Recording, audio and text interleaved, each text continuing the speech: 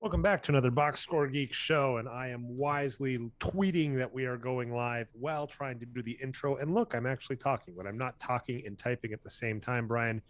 It is virtually impossible to multitask.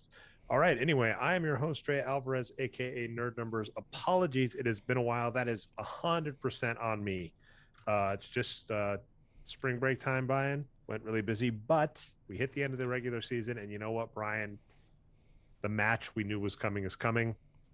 The Timberwolves, not the Timberwolves. I'm typing Timberwolves. That's why you don't type and talk at the same time. The Golden State Warriors versus the Denver Nuggets, Brian, with the rematch we've been wanting. I am excited about it. So we're going to talk Joel Embiid versus Nikola Jokic for MVP. Jokic is definitely going to repeat, but we're going to talk the absurdity of Embiid even being in that discussion. Talk the Timberwolves and celebrating, and then actually just talk some playoffs. Talking playoffs. And that'll be the show. So how's it going, Brian? Yeah, it's great. We're back. I haven't exactly been champing at the bit either, but yeah, we're in the middle of the playoff tournament. So I've been watching, or the play-in tournament. I don't know what it's called. Anyway, they're going to finish that out tomorrow, and we'll see the final two teams that are in the playoffs. And then it begins this weekend, Saturday and Sunday. And yeah, I'm excited. I'm, worn down from the season, but ready for the playoffs. Well, it was definitely a rough one for you because we mentioned we've got the Nuggets versus the Warriors, and the Warriors at the start of the season 100% looked like a contender. And I'm actually going to cheat and use a tool that I don't know is live, isn't live or whatever. Don't share the address or nothing, Brian. But namely, the Warriors did just kind of fade down the stretch, and a lot of that was just health to Draymond Green and Steph Curry. And so that's the real question is, do we think they're, and actually I'm looking at this right now. Andre Iguodala, hot start, a lot of injury, so missed a lot of the season, has been fine. So, Andre Iguodala. Andrew Wiggins, here's the funny thing. Started decent, was horrible post All-Star break. Is actually up to okay again. Damian Lee has just been fine. He's been a reasonable player. Draymond Green, great to start the season. Injured for most of the season. Now, the good news, Brian, is I thought he was out for the season. He is back, and he's looking good. So that's actually really promising. Yep. Same thing with Gary Payton. Gary Payton looked great to start the season, missed some time with injury, is back. I might be a little more nervous about this now, actually, Brian, now that I'm reviewing it, because Bielitsa is looking good. The real question, right, is Curry going to be back and he's going to be healthy for the playoffs? That really is the key thing. And then, of course, what I will say is this guy, Klay Thompson, he's had some hot games, but he is just not himself, which is wild. Yeah, I remember one of the things you used to say about Klay was kind of what classic Klay from before the championship run versus the improved Klay when he got better during that title run. He's kind of back to that classic Klay, just chucking up shots and has a few good games, but doesn't look great to the point where even the coaches and teammates are saying, Klay's kind of taking bad shots, but saying it in a nicer way, right? In the kind of PR way. But of course, it's all about Curry and Jokic, right? So the Nuggets are actually, in terms of their fundamentals, one of the weakest teams in the playoffs. And that's mostly because of all the injuries, right? Is okay. Let me see. Let's do a quick check. So I'm going to go down to the bottom. I'm assuming we're in the same spot. Let's take a look at the advanced stats tab. Oh yeah, we can at Basketball Reference by SRS. So you're not wrong. As in terms of playoff, the worst team right now is the Chicago Bulls, who have a negative SRS. And really, the reality of that is injury to Lonzo Ball. They looked amazing with Lonzo Ball. Lonzo Ball went out midseason, have just not been the same. We've talked to death this, but DeMar DeRozan is not an MVP caliber player. I think he ended above average. I'm actually curious about that, Brian. I'm going to take a look at that really quick. But yeah, when it comes down to it, the Bulls are the worst quote unquote playoff team. The Brooklyn Nets are low, but what everybody knows about them is that is a huge mislead, because similar problem to the Warriors, They were missing Kevin Durant, and he is back and looks good. Kyrie Irving was missing a bunch of time because of his vaccine status. And then, of course, they picked up Andre Drummond and Seth Curry, who are both playing well for them. And the hard part is really, are they going to get Ben Simmons back for the playoffs, and is that going to help? So that's kind of, so the Nuggets are not great. They're in the middle of the fray, but I Well, will let me actually rephrase. When I'm looking to the potential, Warriors matchups a few days ago versus the Jazz or Mavericks, the Nuggets body of work is significantly worse, right? Because of those injuries to Murray and Porter for the most part. And they can theoretically return in the playoffs, but they're the coaches and et cetera are saying it's doubtful. And of course, when players like that do come back, it's like, well, what are they actually going to be able to give you, right? How many minutes and how effective are they going to be? So, yeah, it's tough for the Nuggets. But that being said, I'm not even sure that I'm happy as a Warriors fan to be facing the Nuggets just because they do have that MVP, Jokic, right? With shortened minutes, they can just feed him the ball every time, and it's just terrifying. Luka is hurt. And so I guess I would have rather faced the Mavericks. But again, Jokic is way more threatening on offense than anyone on the Jazz, who are just a great three-point shooting team. Yeah, so. let's kind of cheat and use that to talk the simple thing first, which is MVP. So Nikola Jokic is likely going to win back-to-back MVPs. And I haven't looked at this recently, but it is definitely a fun thing to revisit, which is Jokic's hold on the first spot via wins produced is pretty absurd. He's at 19.1 wins at 370 wins per 48. So he's almost 4 times as good as an average player with 19 wins. Reminder for all those that haven't listened to the show recently, Brian and I kind of have our own 2 star metrics. Dre's star metric is in an 82 game season, and this might change a little, but in a normal 82 game season, you want a 10 win player. Not hard to see if you have like an average team that's 40 wins, you put a 10 win player on it, it's about 50 wins, kind of what you need. Yours is twice as good as an average player. And those do kind of matter because you can have players, incidentally, like Joel Embiid, kind of, who are 10 win players almost, and he's not this year. So we're going to talk about that in a second, but aren't quite star level. And it was exactly what you just said. Your star test is key for the playoffs, which is to say, let's say we have 2 players. Player A gets 12 wins in a regular season. Player B gets 10. You're like, it's 2 win difference. It's no big deal. But by your metric, let's say player A is 3 times as good as an average player. Player B is 2 times as good as an average player, but played 500 extra minutes. Come the playoff time, both teams, if they know what they're doing, are going to play that player 40 plus minutes. And then it just basically disappears. The edge I'll go disappears. against you actually on this for MVP purposes. I'd say that your version is the only one that makes sense, right? Because you're looking at the whole body of work for MVP. Okay, cool. Oh, well, we're on the same page. Yeah. But I was going to say, that's what I'm saying is I'm saying Jokic is ridiculous in that by our star metric, he basically doubles both, right? That would be the key. He's doubling the win totals that we look for. He's doubling the production level we look for. And he's also 3 wins in front of second place, which is Rudy Gobert, which, by the way, I just get to laugh and go like, yeah, defensive-minded center is never, ever, ever going to win MVP.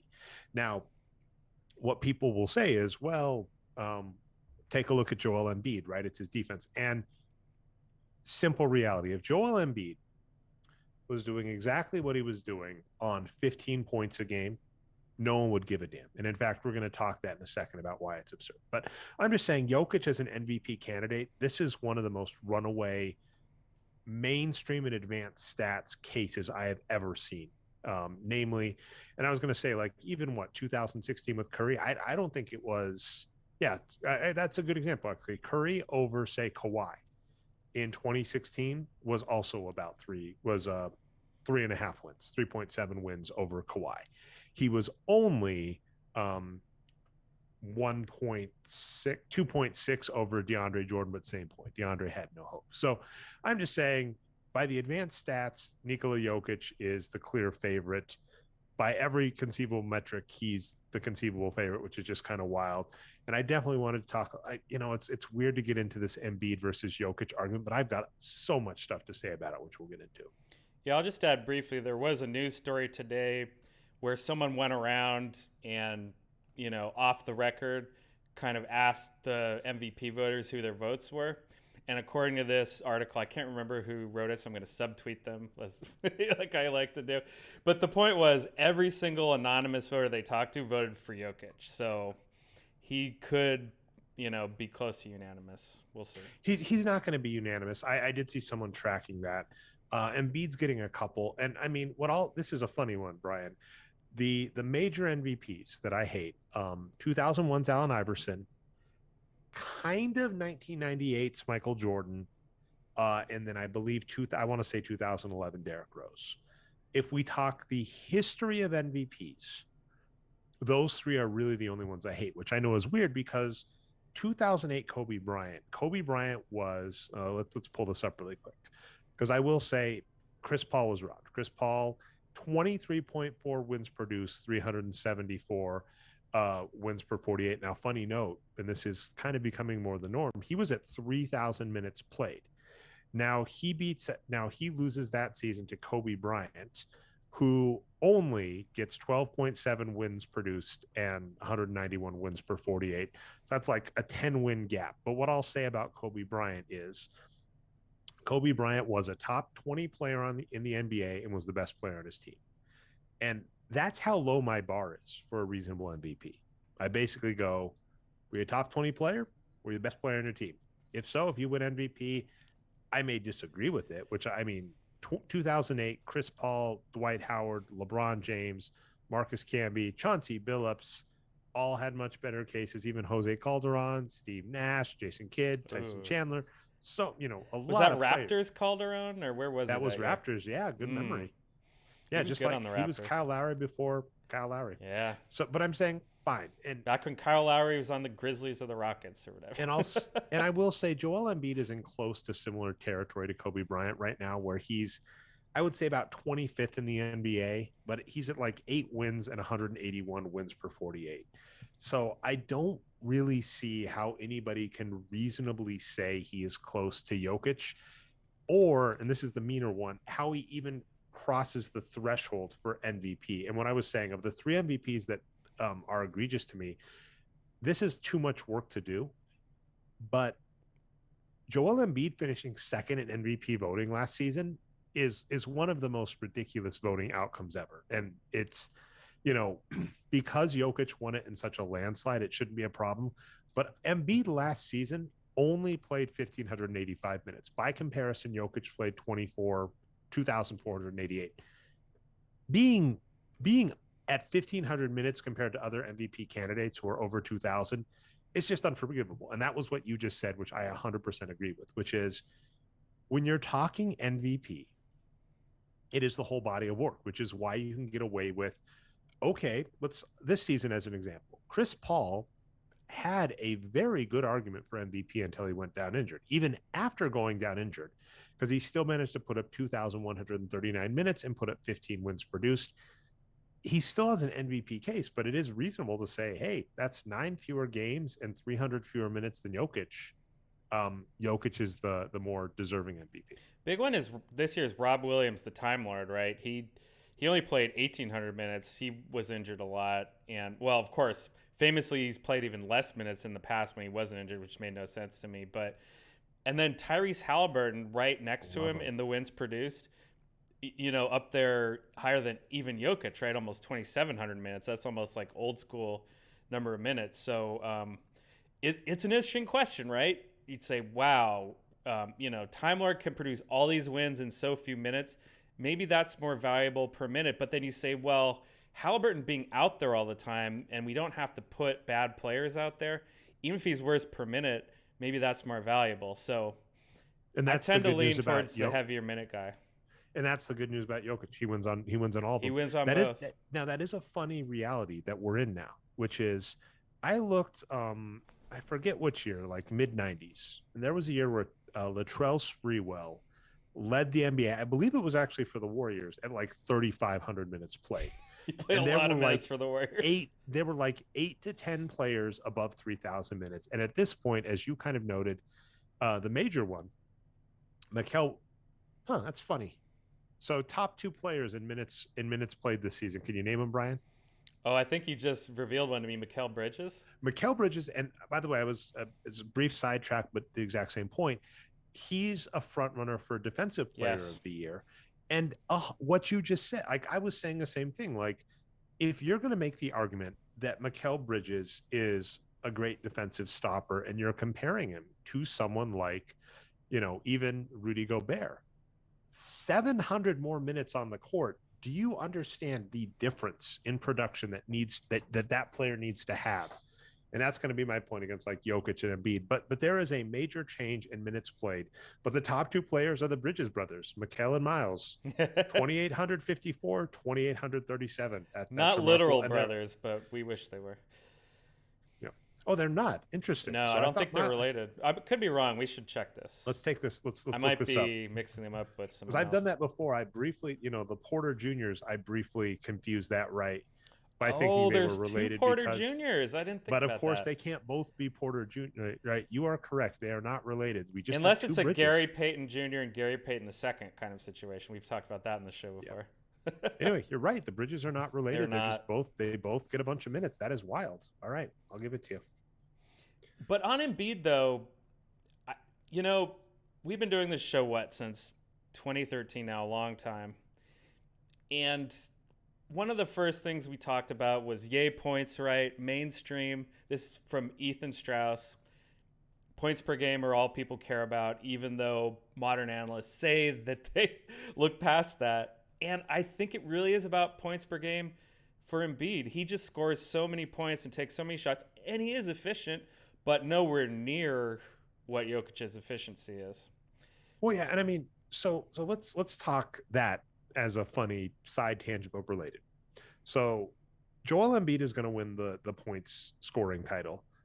Let's point out the absurdity of how the point scoring title is calculated in the NBA, because it is calculated as a per game award as long as you pass a criteria. So I believe Embiid actually finished third.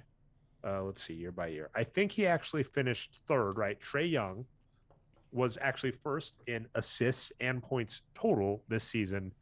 And I believe Embiid finished third behind him and, ironically, DeMar DeRozan. So it's a funny title to say you win the scoring title and then do it by per game as opposed to total. And, Joel Embiid missed 8 games compared to those two players and was about 500 minutes below both of them. It's a funny one, like I've noted, like in baseball, it would be someone with 100 fewer at bats winning the batting title because they got more home runs per game or some silliness. So there's that. Or actually, I think the full metaphor I did on this is it would be like using someone's hits per at bat while ignoring home runs and then ignoring that they like missed 50 at bats compared to the person who was actually leading the scoring race. So, and there are efficiency races, right, that also have similar things. Who is the most efficient? And I believe Joel Embiid is nowhere close to Jokic. The winner of effective field goal percentage, by the way, is Rudy Gobert. Nikola Jokic is like 6th at 62%, which is ridiculous. And I forget true shooting. I think he's pretty high up there as well. He's something like 13 points higher than Embiid in 2-point shooting. It's wild. I remember, so I actually did that. I looked up like the net points, namely if you take a player's points minus their shots minus their free throws. The perfect world for this, by the way, would be, which you can do with the play-by-play, if you took off just possession ending shots. So what that would mean is if you have the way the NBA works at the moment is if I take a shot and I go to the line because an and one foul, I get a field goal attempt charge and a free throw attempt charge, but only that free throw attempt ends the possession, right? My field goal attempt did not end the possession because then I go to the line. And when I get to the line, say 3 times for getting fouled on a 3, only the third free throw ends the possession. In the old box score play-by-play days, and this is what the wins produce formula does, you just kind of have to infer that some percentage of free throw attempts are not possession ending, because that's just the reality of the game. And that's what's built into true shooting. It's about 44%. And by the way, that's an old estimate, right? That's a static number from an old estimate. And I know what could be done. And one of the things I'd like to do the wins produce format at some point is just go through and basically say, in a box score, you really should just have possession ending field goals, possession ending free throws, and then you can get a perfect scoring metric of saying my points minus my possession ending shots, either free throws or field goals. And the net result is, what I brought to the table by scoring. But Jokic is fourth in NBA in true shooting behind Rudy Gobert, Jarrett Allen, Montrezl Harrell.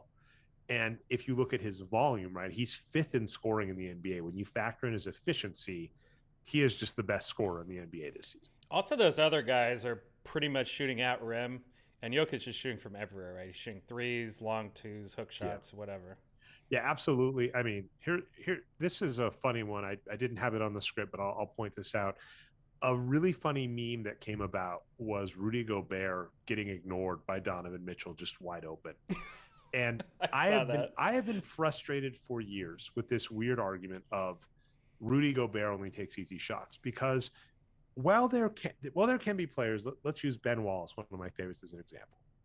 If a player shoots, let's say, 5 shots a game, that's about 1 a quarter, and you maybe go, okay, those are bloop shots. But when you have a player like Rudy Gobert who can shoot 10 plus shots a game, I refuse to believe that those aren't replicatable.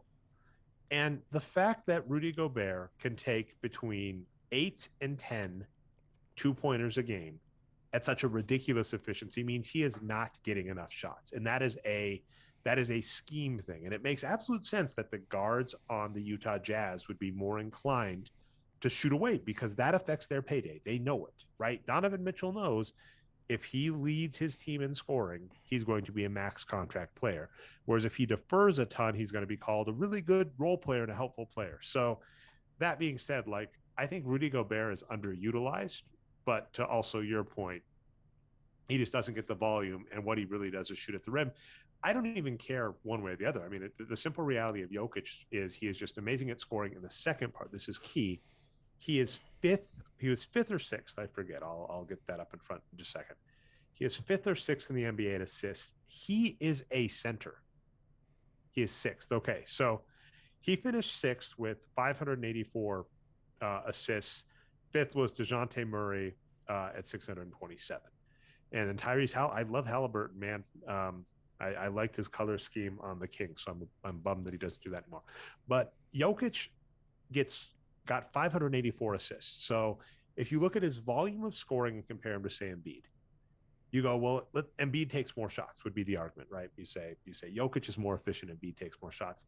Easy follow-up is you just say Jokic, on those shots he doesn't take that Embiid does, he passes the ball, and that's more valuable. I mean, that's the easy thing. Is what is frustrating about the points per game title winner is if Nikola Jokic shot 45, instead of passing the ball the 6 or 7 times he does a game, instead of doing that, he just took a shot at 45% efficiency, which is trivial for him, he would be the scoring title winner easily.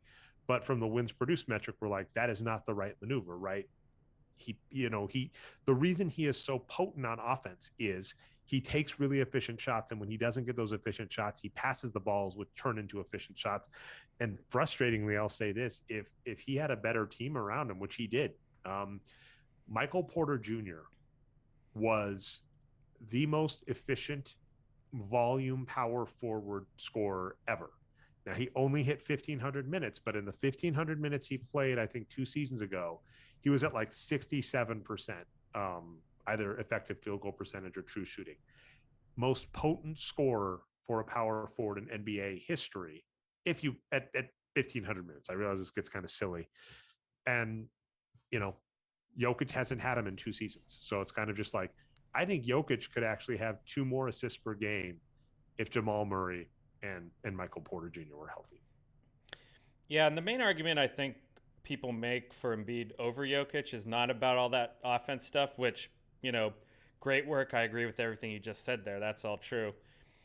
And I don't buy the defensive argument necessarily, though. I accept that Embiid is better than Jokic, but team defense-wise, they're still very close, right? Philadelphia is 12th in D rating.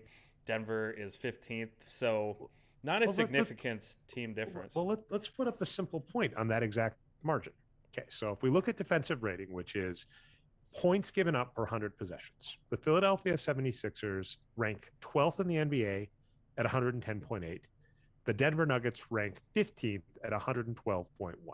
So that's a difference of 1.3 points per 100 possessions. Now, sure, let's pretend that is all Embiid, right? That give him the full 1.3 points.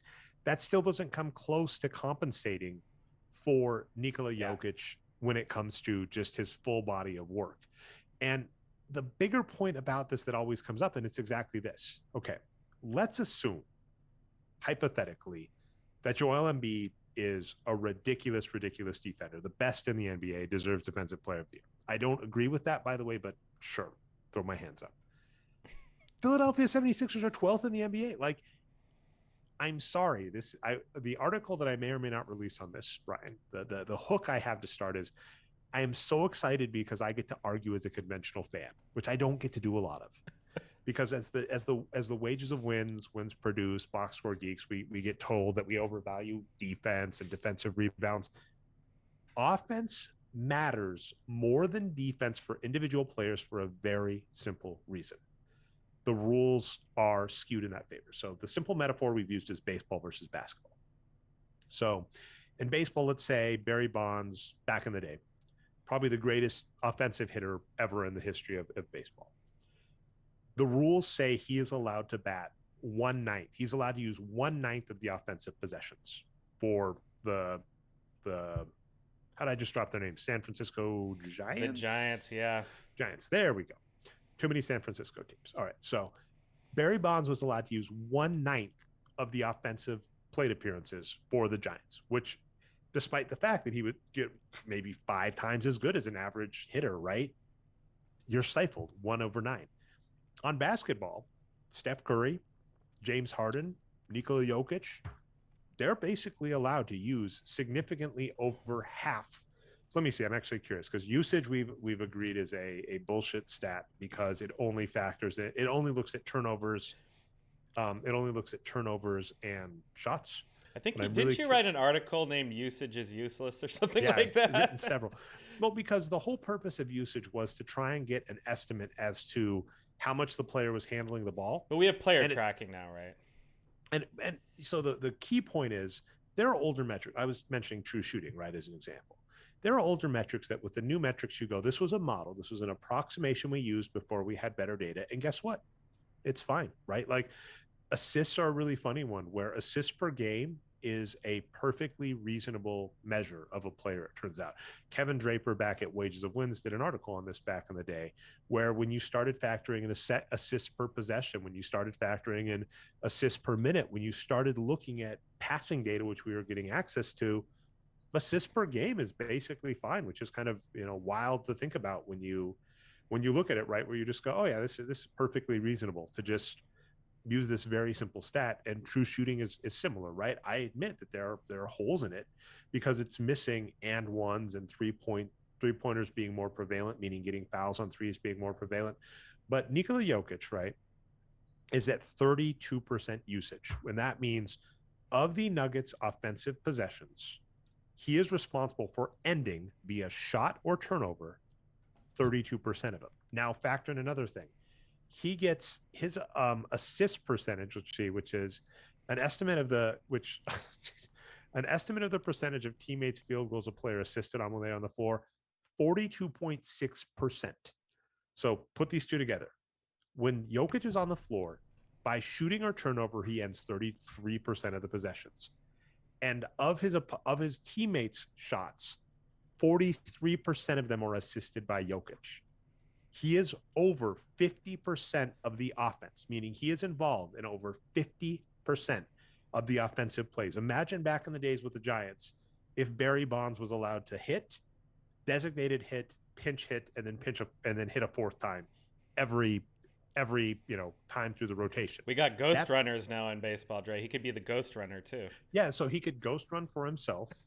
Yeah, hit exactly 100. That's hilarious. So it's like that's the difference. In basketball and offense, players are allowed to basically touch the ball over 50% of the time, which is huge. On defense, Matt Moore back in the day wrote an article about Kawhi with this exact point. You are limited on defense because one, it is a team scheme. The entire purpose on offense, and this is what makes Jokic so good. This is what we were just talking about with his assists, right? Jokic goes for a good shot. If he can't get a good shot, he passes the ball, and that's the cheat code. On defense, Kawhi can try and shut down, let's say, Jokic, right? That'd be a weird mismatch, although he's got long arms. Kawhi tries to shut down Jokic. Jokic goes, cool, I'm going to pass the ball. And now Kawhi is guarding no one, right? Now Kawhi is on a player that doesn't have the ball and is outside of the action. Unfortunately, when it comes to man-to-man defense, which is what people are trying to give Embiid the nod over Jokic on, it just does not matter as much in basketball as offense. On offense, a player that touches the ball every time on offense is more valuable than a player that is really good at the type of defense, which we'll refer to as impacting opponent shooting percentage. Now, there are other defensive stats, and this is where it gets amusing. You go to Boxscore Geeks and compare Joel Embiid to Nikola Jokic. On defense, defensive rebounds, Joel Embiid 13.6 per 48 compared to an average center 10.1. So that's very valuable. Jokic 15.8. Now you look at turnovers, blocks, steals, and fouls. This is where Embiid gets a little bit of a nod, right? So, or just blocks, steals, and fouls. Turnovers is offense. Blocks, Embiid 2.1 versus 1.2. So 0.9 blocks per 48 minutes. He's a little bit above average compared to an average center. Embiid, Jokic is below average. Steals, but then Jokic makes it all back up on steals. 2.1 steals versus 1.6. And then they're about equal on foul rate. So on the explicit box score defensive statistics, meaning Joel Embiid or Jokic getting the ball back directly by shot block, impacting the opponent's shot, or stealing the ball, and then how often they foul, how often they get penalized for attempting to do that. They're about Jokic is actually better when you factor in defensive rebounds. So then what you have to run into is how good is Joel Embiid at impacting the opponent's shooting? And I'm saying even if he's the best, every NBA offense is built around going, if there is a guy that is really, really good at stopping me, I want to switch. That is every, the oldest play in the book is the pick and roll, which is this exact point. My best player is going to get matched up with Embiid if he goes straight at the basket. How do I switch up so someone else gets the ball? And the most effective way of dealing with that is having someone that's really good at passing, which Jokic is. So I'm sorry, like the only bastion you have for Embiid over Jokic is saying all of the explicit box score stats hugely, like I said, wins produced on Box Score Geek says over twice as good per minute favor Jokic. So all you have is one-on-one defense. And I'm going, actually, I get to be a conventional wisdom fan, Brian. It's so fun. I'm like, sorry, man, you're overvaluing defense. Offense, Jokic's offense is way more important than Joel Embiid's defense. And that's a hell of a lot of fun. Yeah, and that's the great part about looking at the box score, right? Is you can calculate this kind of stuff. So that's a great argument for Embiid to get to where Jokic is. He has to have so much in that intangible defensive bucket that we can't calculate. It's just there's no way for him to get there, right? To overcome all that 2-point shooting percentage on offense, all those other things you talked about. Yeah, go ahead. And what I was going to say is, and bullshit that Jokic isn't in the same category with intangible. And in fact, here's the interesting combination. Right. That's right. Here's the interesting combination, right? I just told you Joel Embiid is one of the most ridiculous offensive players, both in terms of impact, scoring, and passing. And the Nuggets are 6th in the NBA in offense. Whereas you're telling me Embiid is one of the most impactful players on defense, and the 76ers are 12th. Now, what I'm not trying to say is that either of those is untrue. I'm just saying the amount of impact people think Embiid's individual defense can have versus explicit box score is just not as high as they're hoping. And it would have not only, like, that's the funny thing. For Embiid to be that good, the 76ers, there are two things you could go for. Either the 76ers are one of the outside of Embiid, one of the most garbage defenses we've ever seen, and Embiid is elevating him to 12th, or he just can't impact it as much as you would like. And we kind of know this, right? Any great defensive team, the Warriors are the pinnacle of this, need multiple players that are really good at defense buying in. And in some cases, like Steph Curry being underrated, because I think Curry, healthy Clay, healthy Embiid, or not Embiid, sorry, healthy Draymond, Don't Andrew forget about Bogut back Andre. in the day. Yeah, healthy Bogut. Who's the other Andre? I thought I said Iguodala, but yeah, Iguodala. Oh, did you? I'm course. sorry, I didn't hear you. I maybe I missed it. I probably did. I'm gonna try. I've learned listening back to some of these shows that like when I think I said something and I didn't, and you correct me, you're right like 90% of the time. So to that point, a great defense requires multiple players buying in, which unfortunately, what that really hammers home is the amount an individual player can impact their team's defense is limited. And we've seen this with great defenders like Andre Iguodala, like Kevin Garnett, who have been on horrible defensive squads and have to go to a better squad for that to turn up. Now, last capper on this argument, though. So we all, no pushback from you, rightfully so. Jokic is the MVP. Everybody agrees. I'm kind of happy about Embiid getting the look, though, because I love Embiid. Here's one funny note. So if you go to the Philadelphia 76ers, who have, for instance, they had Seth Curry and they have James Harden, and these are great 3-point shooters, right? If you look at true shooting percentage, Joel Embiid is the best player on the team. The irony is there is not an argument that Joel Embiid should be shooting less, particularly because this is why Jokic is more valuable than Embiid. It is not like Joel Embiid is a great passer. If he was a great passer, I'd say, hey, why aren't you passing more? He's okay. I seem to recall, right? He's 6.2 assists per game per 100 possessions, which is pretty good. And then actually, let's just do a quick comparison. Compared to the average, Joel Embiid's actually a really good passer compared to the average center, just not anywhere close. So Nikola Jokic, 11.3 assists compared to 3.6 out of the average center per 48. Joel Embiid 5.9 compared to 3.6. So Embiid is good. Jokic is next level. But there is not an argument that Embiid should not be taking every single shot he can, that he should not be leading. And the big thing that's coming out is he is the first center since Shaquille O'Neal to win the scoring title. And what kind of happened after Shaq is everybody said centers shouldn't be shooting so much. The Rudy Gobert argument. We shouldn't be running the offense through Gobert. Gobert can't shoot. So if the tides are turning to say, you know what, maybe these centers that are really good at getting close to the rim and really efficient at scoring should be scoring the most. I mean, the funny argument that I've seen Embiid get is a very Harden take, right? He's getting all of these free throw attempts.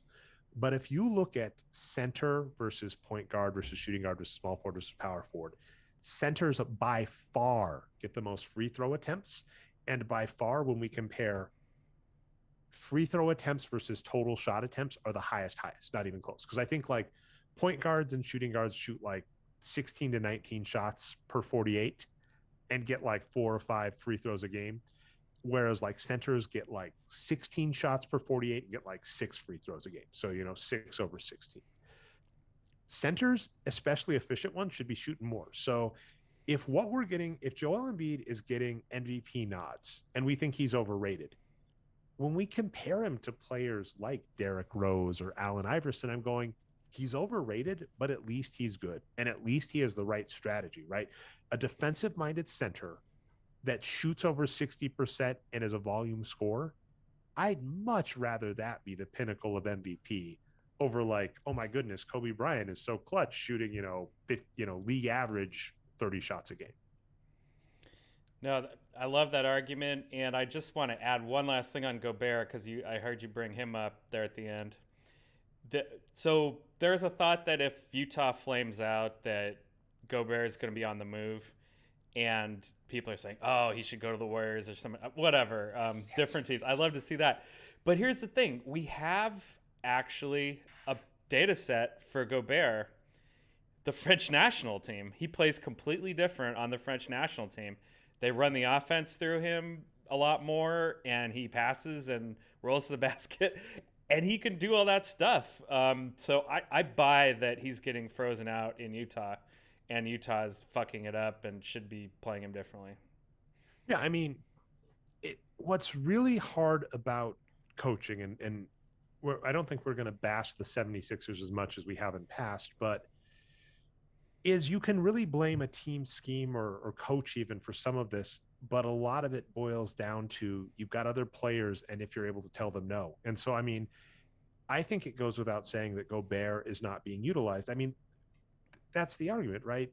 If this guy can shoot 8 shots a game, which is like 2 a quarter, you can't convince me you couldn't give him half a shot a quarter and he wouldn't still be great. And this, I've rallied against it. I did a really good podcast with Dave Barry about the usage curve and all of its faults. But the argument for years, these things called skill curves that Dean Oliver popularized in the book Basketball on Paper, the argument he had is if you have hyper efficient players, as they take more shots, their efficiency is going to drop. Now, the irony about that is even if you take that at face value and none of the data backs that that is a thing, I'm sorry. In fact, this pains me, Brian, another name that is one of our favorites, John Hollinger, the creator of Purr, who has said a lot of funny stuff that we've disagreed with. Even his arguments, he'd go, if you have these permanent players that are great, think Kevin Love back in the day when he was a bench player, or James Harden when he was a bench player. He goes, the data actually says if you give them more minutes and more shots, they stay just as good, if not get better. So the Dean Oliver argument of the usage curve or skill curve, which is you have these efficient players, but you can't give them more shots, they're going to get worse. Someone even lower on our totem pole in terms of advanced analytics takes was like, no, that's not true. You give efficient players more shots and more minutes, they help your team more. So, oof, right?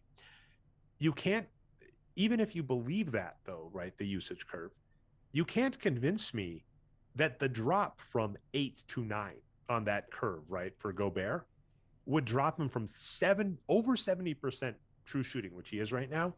You can't convince me it would drop him even below 60%, which would still be Embiid level, right? And so that's the irony is people going, well, Gobert, he's turnover prone and he can't be the key facilitator on offense, blah, blah, blah, blah. I'm like, yeah, you could give him one more shot a half though. And that would be one more shot a half to Gobert, even at 75% as efficient as he is now, would be the difference in points per game between the Philadelphia 76ers defense and the Nuggets defense, just for perspective. And of course, Embiid himself is a turnover machine, probably because he handles the ball so much. He's gotten really good though. I mean, that was he's a lot better. What I would say, we saw this last season and even this season. Embiid this season crossed 2,200 minutes, which thumbs up, because originally when I was starting to write the article about MVP and Jokic, one point, if you compare, say, Jokic versus other deserving players, the ones I would put up there would be, say, Chris Paul and Giannis. Those players only played about 2,000 minutes. So that's 400 minutes. That's huge in about 10 games is the difference, right? So basically Jokic played about 10 games more than, say, Giannis or CP3, who are both very deserving MVP candidates. And what we said at the start of the show, the full body of work for the regular season is the regular season MVP. Embiid was much closer than I expected, 2,200 minutes versus 24, but he still missed various gaps with injury. And we kind of noted this, is that Embiid would kind of slowly start back up before hitting peak. And in fact, at the beginning of the season, we kind of saw that he was kind of a good, not great player. And then towards the end of the season, when he's getting these 40-10 games, he does really pick it up and have a star ceiling. But that's ironically one part of Embiid that is hurting, is that he misses time to injury and has to come back and has to get back into game shape. And that's happened multiple times. And so his ceiling is MVP level, but his consistency, when you look at the whole season, is still not 100% there. Yeah, to that point, his other stuff, like his per minute efficiency has gotten really good. So I mean, he is there. He used to be turnover prone. He's gotten that under control, which was a take Patrick out of it. Patrick thought that Embiid was going to get better at controlling his turnovers and fouls, and boom, he has. That's what he needed to do, and that's what elevated him from being a good player to a great player, which we agree. We agree he's a great player. Yeah, I want to bring up a few more. You mentioned Giannis and Chris Paul. Yeah, they could have been MVP candidates this year in different circumstances, but just a few lesser known players that put up a lot of wins this year.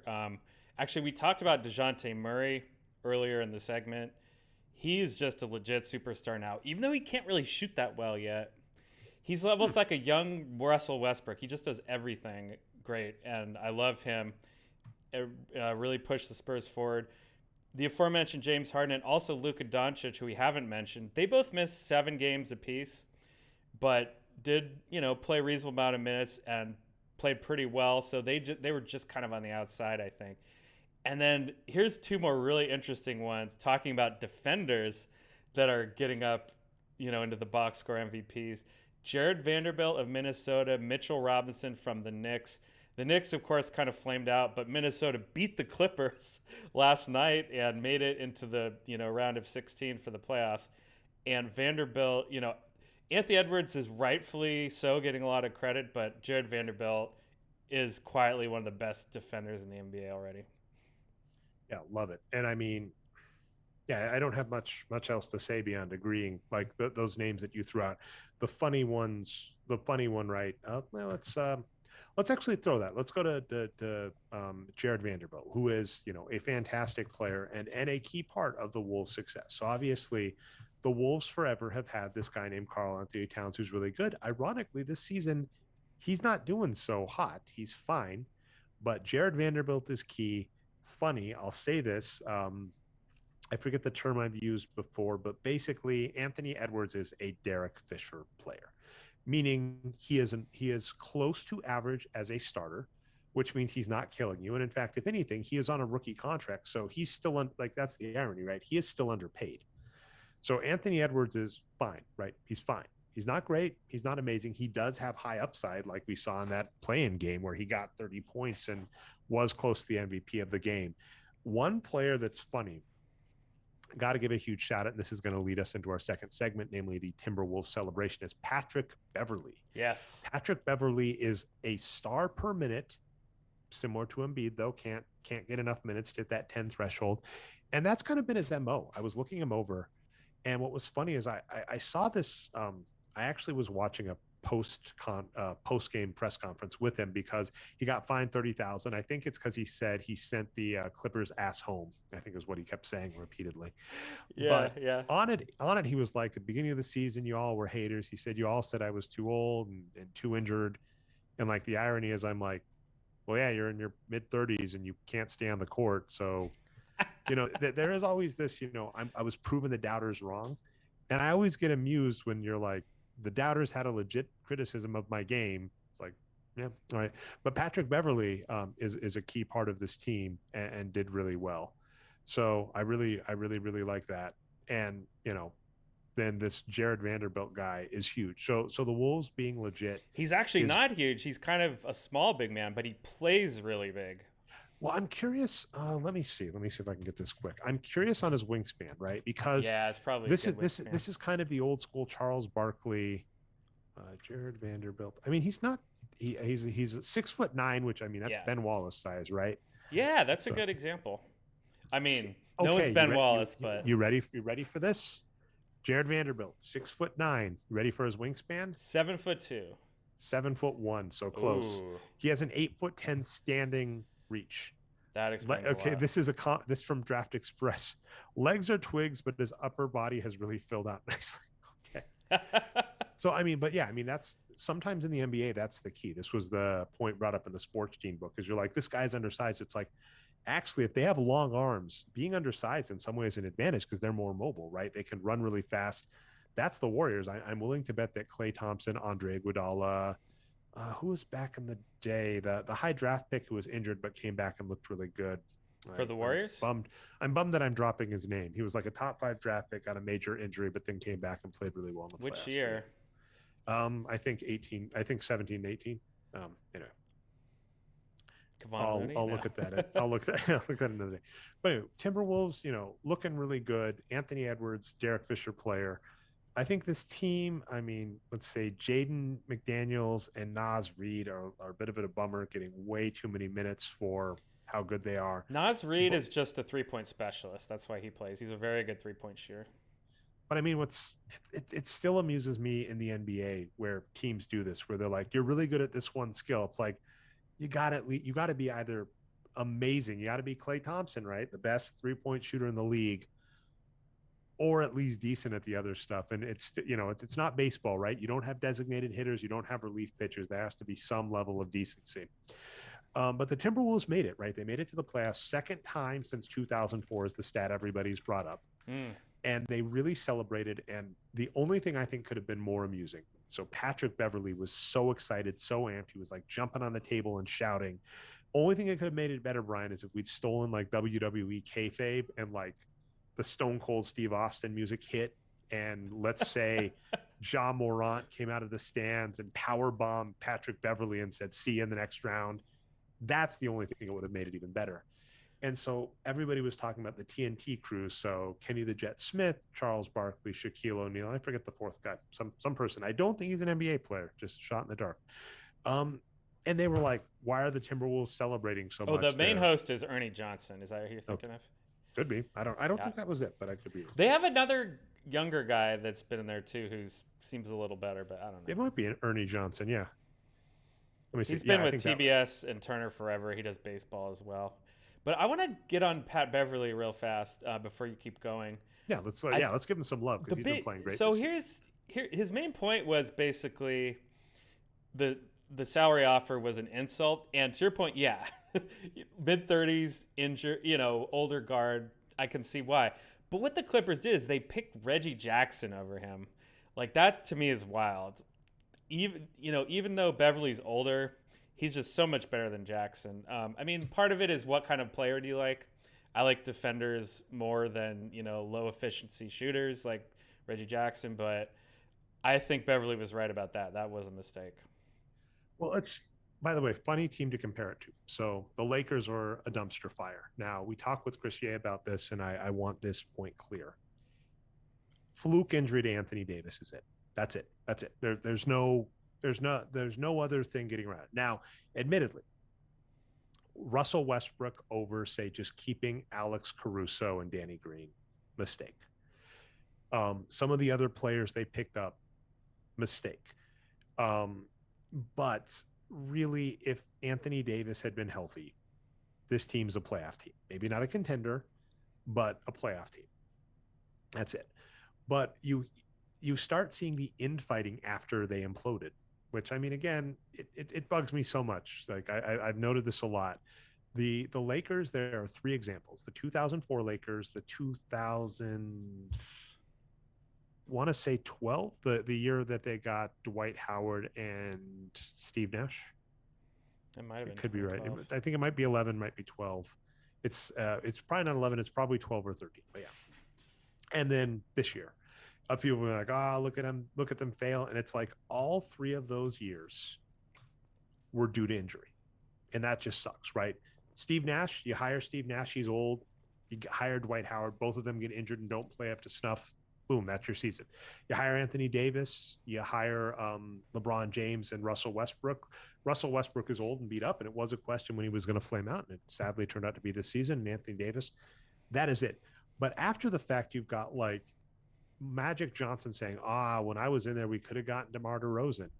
And I laugh so much when you see teams do this, like you're saying with Patrick Beverley, where it's going, the team tries to justify, they're like, we tried to do this, but we almost could have gotten this mediocre player. So it's like, yeah, they might have been right on Patrick Beverley to say, you're old and maybe not worth the money. Now, for what it's worth, it's really, really hard to gauge the new salary cap from people like us that grew up.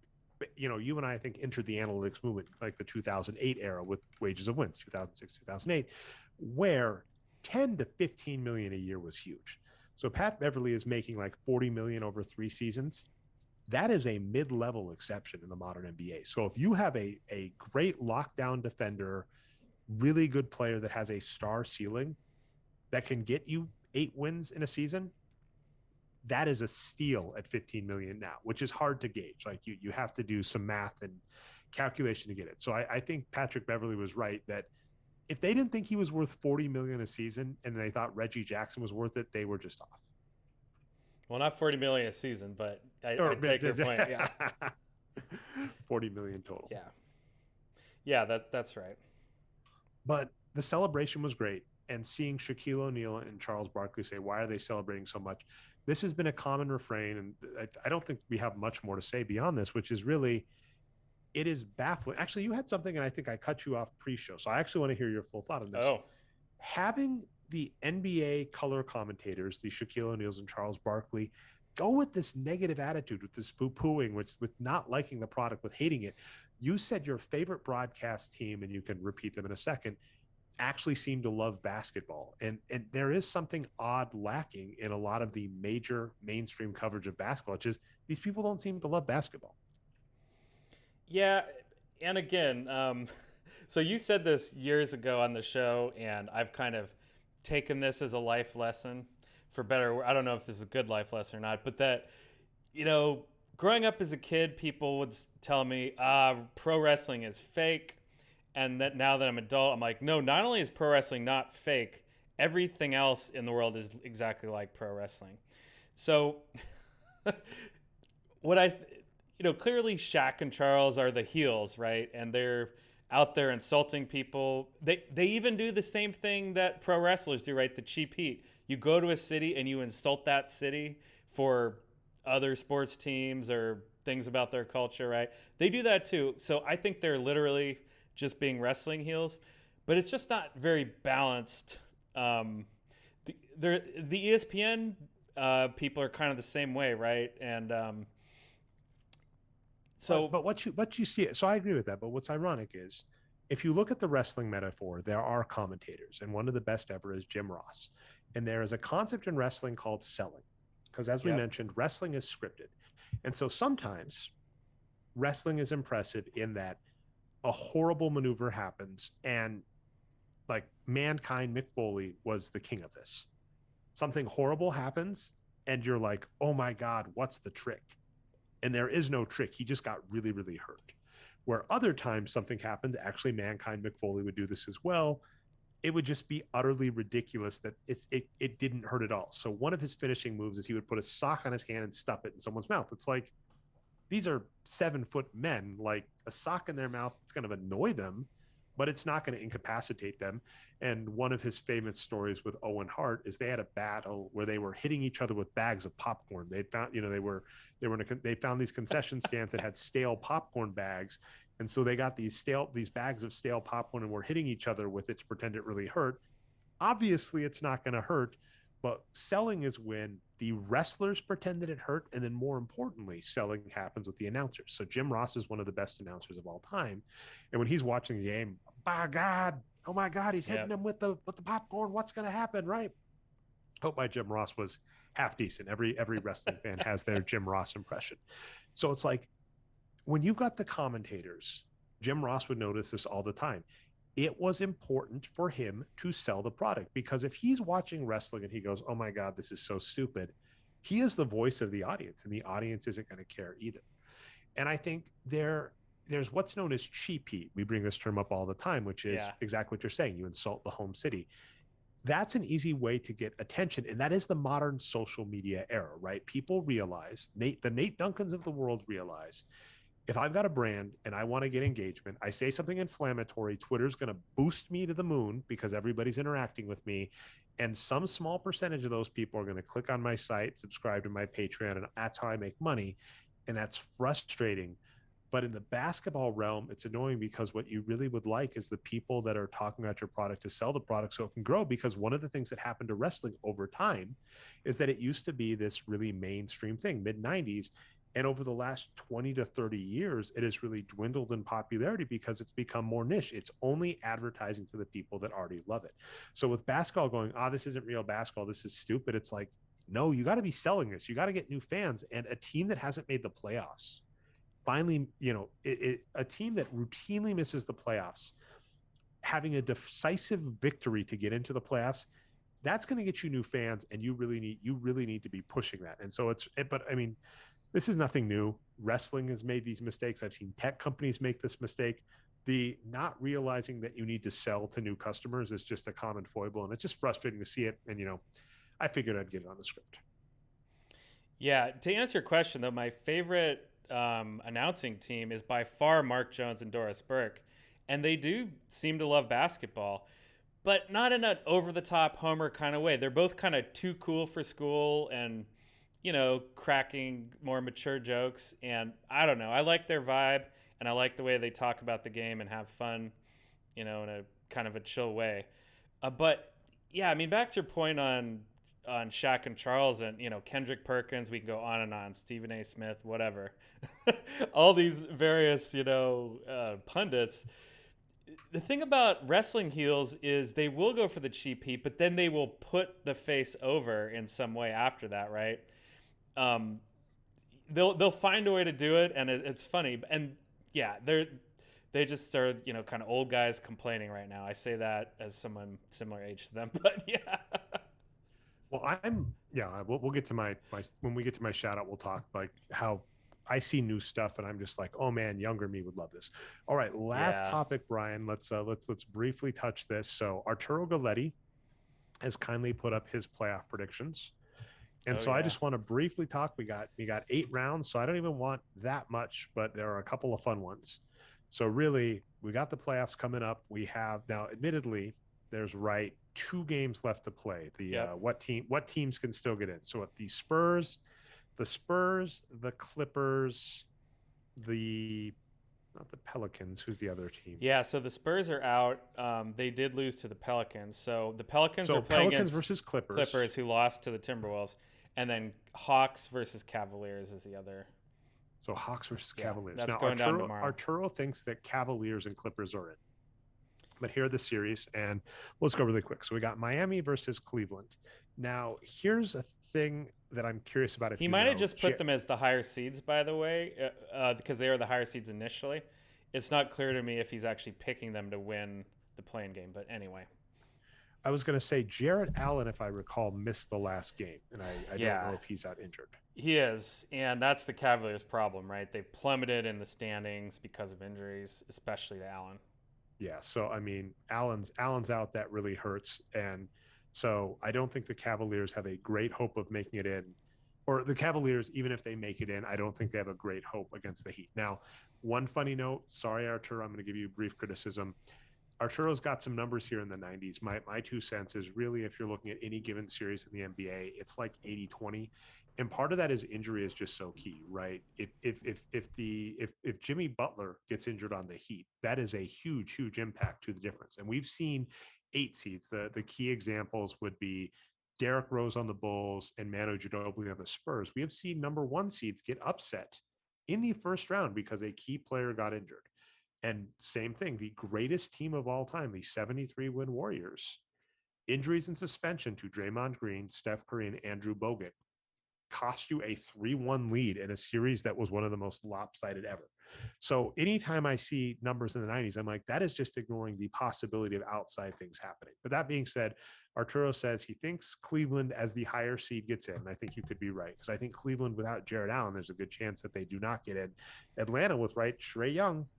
Yeah, and Clint Capella dominated last game too. So without Jarrett Allen, I mean, is Mobley bulky enough to go against Capella? We'll see. I will say this, 2 things. So Anthony Edwards and Mobley in the playoffs both put up great first games, which is just love to see that out of young players. One of them being the rightful rookie of the year, another being I disagree. Actually, I disagree, but we'll get to the other play later.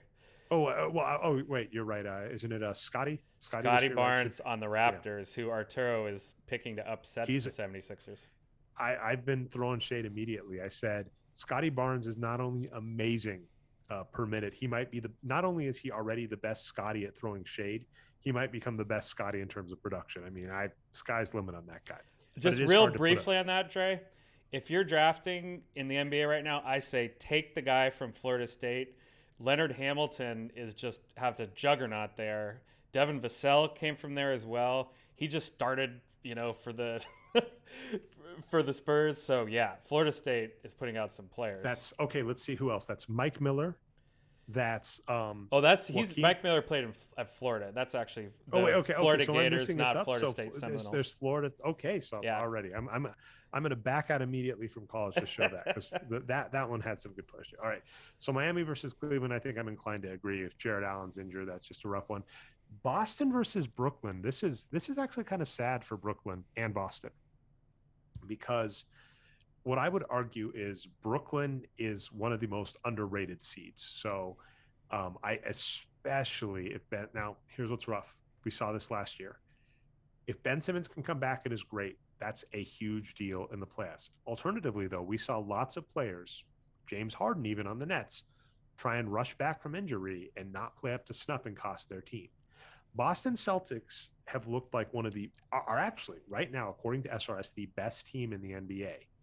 But the rough part is they lost the Time Lord. Yeah. And the question is, I think the Time Lord is expected back in round 2. So this is a really rough series because we've got two of the best teams out East, both missing arguably, now I know this is rough, Ben Simmons when you're comparing him with Kevin Durant, Kyrie Irving, etc. It's rough to call him the best, especially since he hasn't played in a year. But they're both missing one of their best players. They're both kind of underrepresented, even though the Boston Celtics are a top seed. So it's just kind of a shame that they're playing each other immediately, especially since I think, as we kind of noted, everybody wants Brooklyn versus Philly, and that'll be hard to happen. But Arturo says he thinks that Boston's going to win, and I'm inclined to agree. Part of the reason is, even without Time Lord, one of the players that we've loved forever is Jason Tatum, and he's kind of been up and down the last few seasons. At post All-Star break, Tatum is a top 20 player. Yeah, he is a lot like Joel Embiid, whereas he is close to being MVP level in my estimation, but I wouldn't vote him MVP. But if you look at how he's played the second half of the season, I would make the argument that going into the playoffs, he's scary. So I'm inclined to believe the Boston Celtics are probably the favorite over the Nets, but I think it's a lot closer than 88.5%, which is what Arturo has at the moment. Yeah, I tend to agree. I just kind of clicked this link. I haven't actually heard Arturo's rationale for this model, but I would guess that part of it is he loves Daniel Tice, the backup, center on the Celtics. They brought him back this year, so I don't know if he's healthy at all right now, but that might be part of it. Yeah, I mean, the Celtics defense is really good. Brooklyn is scary though, because Kyrie can just go off like he did in that that play-in game. Like, he started out 12 for 12 or even better than that, and just played out of his mind, and so did Kevin Durant. So yeah, close series, I think, closer than 88%. Well, I mean, if you honestly look at that team, especially with although Seth Curry, yeah, he's been playing well. With the addition of Seth Curry, Drummond and as well, they're actually really strong top to bottom if they play that. Like, they got to get Patty Mills out of there, right? Which arguably you would hope with Kyrie being healthy they would. But if you manage to get those players out, this team is pretty strong. So it's just a matter of who they play and if they play the right players and how healthy Simmons is if he comes back. This one I'm not even going to spend too much time on. Milwaukee Bucks versus Chicago. We already noted Chicago's the only team in the playoffs with a negative SRS. A lot of that's just injury. Bit of a bummer. DeMar DeRozan's overrated. Giannis put up a really legitimate MVP-worthy season. He happened to run into the greatest offensive center in NBA history. That's right. Nikola Jokic has overtaken Wilt Chamberlain in my mind. Ooh, interesting. Wilt couldn't shoot free throws, man. Learn to shoot free throws, dude. And of course, the 3-point shot wasn't around when he played. If it was, he'd probably be even better, right? Famously, in his 100-point game, he made like almost all of his free throws. He kind of overcame that. All right, Philadelphia versus Toronto. This one is fascinating, and what I'll say is, I don't, as you noted, and I'm in the same boat, haven't really put in the time to do the homework before this. I just put playoffs really quickly, particularly because I want to talk Nuggets versus Warriors, and the hope for both sides there. But what I will say is, so the Raptors versus the 76ers. The Raptors are a slightly worse SRS team, but that being said, I wouldn't doubt, if you talk shortened rotation, possibly some hits to James Harden, etc. Yeah, how healthy is Harden? That's my question. Here's the other funny thing. I mean, Harden's looked great, by the way, for what it's worth. Yeah. I mean, he's looked bad recently, but he's still a great player, and he'll still put up star level play for the 76ers. It's really hard in the NBA playoffs where you start getting a perception that a player is good or bad, because it's such a small sample size. You notice this for like Barry Bonds, ironically, with the Giants.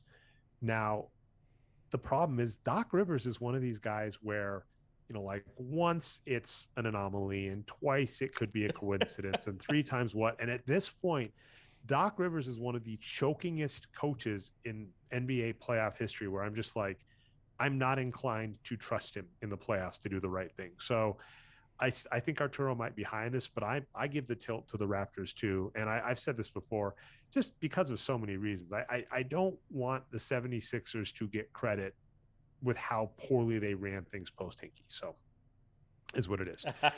Way too high, and this is kind of a bummer. The Phoenix Suns, this is weird. This isn't correct, is it? This can't be right because Arturo has the Suns versus the Timberwolves. Aren't the Timberwolves the 7th seed now? Yeah, actually, you're right. I think this is backwards. So let's Arturo, go. I would say this. Arturo thinks that the Phoenix Suns are going Oh, to he might have made this before the end of the season, and they might have switched places. Yeah, I think that's Arturo's got the Phoenix Suns as a favorite. They are the heavy favorite, no matter who they play, Clippers or Timberwolves. I don't think Kawhi is coming back. That could change a lot of stuff, but that isn't the case. But Phoenix, this is Phoenix's year, right? This is 2 years in a row where Phoenix looks poised to win a title. First round, I give it to them. Memphis versus Minnesota looks great, right? That and one of the funny things we didn't get to talk this much, but another weird trend is the Memphis Grizzlies were better without Ja Morant than with him, even though the numbers back that Ja Morant is a great player. I don't have an answer for you, Brian. There's no rhyme or reason to it. So, oops, sorry about that. Maybe with Ja Morant playing in the playoffs, the Timberwolves stand a shot. I think that the Grizzlies are weaker if they play the wrong players. We've notoriously noted Jaren Jackson and Dylan Brooks. That being said, the Minnesota Timberwolves have some weaknesses too. So I'm inclined to believe that the Memphis Grizzlies are just that much stronger, but I think it's a little closer than Arturo might think. Yeah, well, because he has these matchups reversed, who knows what his actual model would say. But yeah, I mean, Memphis and Phoenix do kind of look like the two best teams right now in the whole league, probably even better, than the Heat. So it's going to be it's going to be tough. If the Clippers do get through, though, to face Phoenix, if they beat the Pelicans, there's something about the Clippers that are just terrifying just because Paul George is back now. And I was kind of surprised they lost to Minnesota, so that argument maybe is wrong. But, yeah, the Clippers are a wild card to me. The thing about Phoenix, though, is the only question they have really is health, and they seem to be healthy right now. Chris Paul is playing, Bridges is playing, Cam Johnson is playing. Yeah, they're all just playing. So Phoenix looks pretty strong. Yeah, it's interesting. That completely fell off my radar because you're right. Paul George, another one of these players that missed most of the season. Random tangent on that. I do find it amusing that both the bubble year and the COVID year following bubble, which was a shortened season with a shortened off season, we've had so much injury, and it's very similar to the United States where everybody is just so ready to get back to normal that I find it baffling how, the Lakers as an example too, just like how little credit we're giving to people getting beat up and injured. And yeah, we said this going into COVID, we said this going into the bubble, is like, if this pays off, there might be a net impact where key players are missing in the future, and they'll just have to pay that price down the line. And the even rougher thing is I think we predicted no one was going to notice, and that seems to be the case because there are an awful lot of stars that have missed an awful lot of minutes. And that's, I mean, when Embiid is one of your healthier stars, that's saying something. But yeah, that could be interesting if Paul George is for real because he looks for real. Golden State Warriors versus Denver Nuggets. He actually gives the slight nod to the Nuggets. Here's the rough part, right? Curry's health. Yeah, Draymond's health. If they play the right players, right? Because, if they give Clay a lot of minutes. Now, the annoying part, though, is the Nuggets are in a similar boat where we've got Austin Rivers and Jeff Green, and Will Barton sadly doesn't look back. Will Barton looks beat up. So the Nuggets could go right back at you and play it all in your face, play the wrong players. But as you noted, notoriously a few years ago against the Portland Trailblazers, Nikola Jokic played, I think, top 5 all-time minutes in an NBA game in the quadruple overtime against Portland. So if the Nuggets can just send out, that's maybe Nikola the best Jokic, NBA game I've ever seen, Dre. That game was wild. That was a horrible game, and it never happened. It's wiped from my memory. And God, it was such a good game. Probably. I've been looking at some like good chess games, and the reality is, right, if you want to have a great chess game, you have to have like 2 of the top players play amazingly, and then one of them just like it's rough. Like they have to both play almost perfectly, and then one of them has to crush the other. And so it's an annoying confluence of events where to have a great game, you basically have to see the soul of a top 10 player get destroyed. Mm. And that's what happened in that Nugget game, in the Nugget Portland. You're right. That is one of the greatest playoff games of all time. There was just But so the many Nuggets big just, shots from both teams. yeah. But I'm inclined to agree. I think this is a coin flip, and I'm going to throw back to a Game of Thrones comparison I've made before. If you look at the Nuggets in playoff history with teams that have slighted them, their aria, they're crossing off lists. They've got some revenge against teams that have slighted them in the past, like the Dallas Mavericks. They managed to defeat the Dallas Mavericks, right? They came back against the Clippers, right? The Clippers and the Jazz, when those 7-game series they both took down. So they came back against Portland to make up for that series. Golden State Warriors, one of these teams that took down the Nuggets when they were good. So I hope the Nuggets can cross the goal. Then if they cross out the Warriors, then I think the only team left on the list where they need to do a makeup, where they were a good team and lost to a quote unquote inferior team in the playoffs, they need to make up against is the Lakers. So if the Nuggets can take down the Warriors, then maybe next season they're poised for the Lakers. But I have lots of thoughts on the Nuggets' future, and we'll see. Yeah, well, like everything with the Warriors franchise, of course, it's all about Steph Curry's health and Draymond's to some extent. But he's been playing for a He's while been now. playing really Draymond well, has. But for Steph Curry, he missed a full month and he just practiced for the first time today in a full month. Of course, the team and local media is spinning it like, oh, it was great. He got this month off. It's a silver lining. He practiced fine. He's not limping at all. He's in the best shape of his life, or whatever they say in the NFL training camps. I don't know if I buy it. I mean, it might be true for now, but once they start, banging him around in the playoffs, is he going to be able to hold up? History says yes. So, yeah, I mean, hopefully Steph Curry's healthy.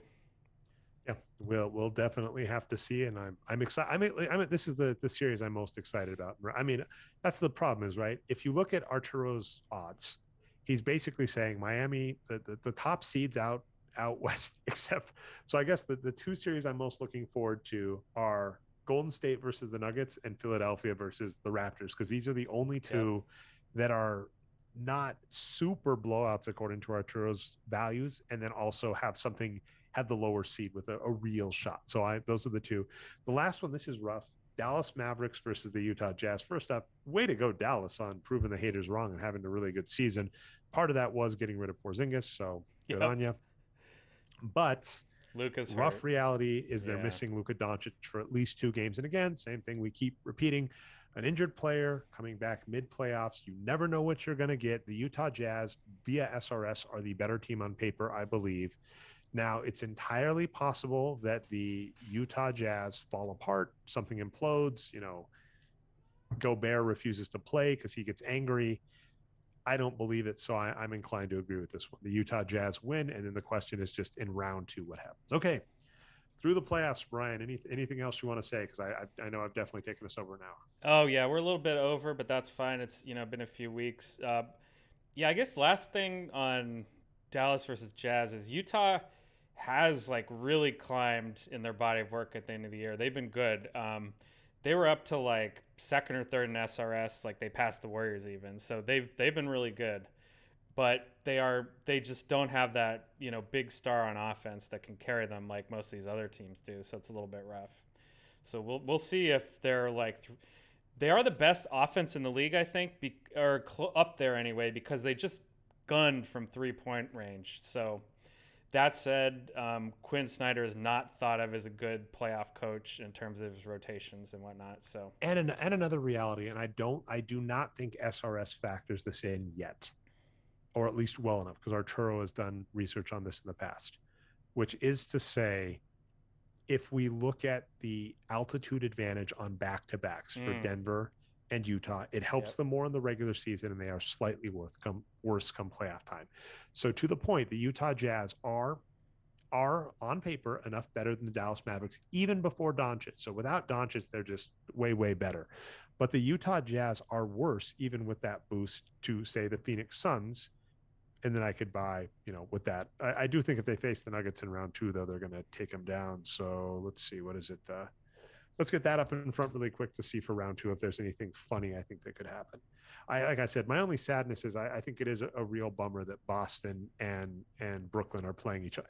It's a bummer for a Yeah. lot of reasons, because it's also a bummer that those are two big market teams with stars that you kind of want to go far. So it's really not great that they're playing each other immediately. All right, Selfishly, so though, I like having a hype series right off the bat. I think Phoenix, that is an interest. Yeah, that's an interesting point. I can give you that. I think Phoenix takes down Utah in round two, and then Denver. Yeah, I got a gun. I'm just hoping bad luck. Minnesota goes in and we get Denver versus Minnesota, and a team that does Ooh. not deserve to make this the conference finals makes the conference finals. That's all I got. All right, Brian, I'm ready for shout outs if you are. Yeah, let's hit the road. Okay, got three. Ooh. First is to Norm Duke, actually. So Norm Duke was the number one seed in the last PBA Masters of the year. Sadly, lost it to Anthony Simmons, but he is just one of the greatest players in his 50s, still playing bowling, still earning number one seeds in top tournaments. Retired after it, but just an all-time great player.